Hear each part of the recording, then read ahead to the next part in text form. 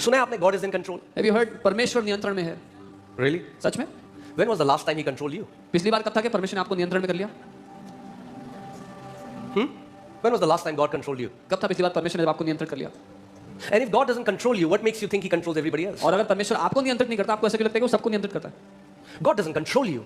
He gives you his word, and there is wisdom in his word to make the right choices. I have kept before you life and death. This is the teacher giving you two questions but telling you the answer. But choose life so that you and your descendants may live. परमेश्वर आपको नियंत्रित नहीं करता, वो आपको अपना वचन देता है और आपके सामने कहता है मैंने तेरे सामने जीवन और मृत्यु को रखा है। ये टीचर है जो आपसे कह रहा है और आपको उत्तर बता रहा है कि जीवन को चुन ले।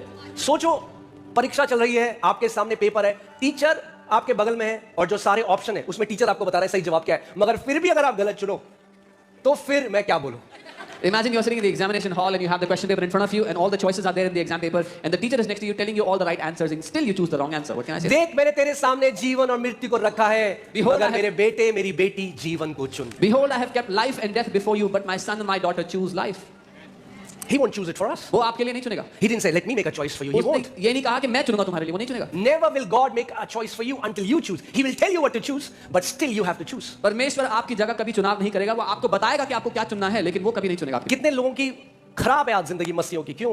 क्योंकि संडे को चर्च तो आते हैं, हाँ, संडे को होते हैं स्वर्गदूत, और मंडे से सैटरडे तक जिन बंदों के साथ हैं, बस उनमें और शैतान में ये अंतर है कि उनके सींग नहीं दिखाई देते। So many believers are living a messed up life because on Sunday they come to church, they look like angels, but from Monday to Saturday, the people they fellowship with are no less than devils. फिर वो कह रहे हैं क्यों हमारे साथ ऐसा हो रहा है? And then they wonder, why is this happening to us?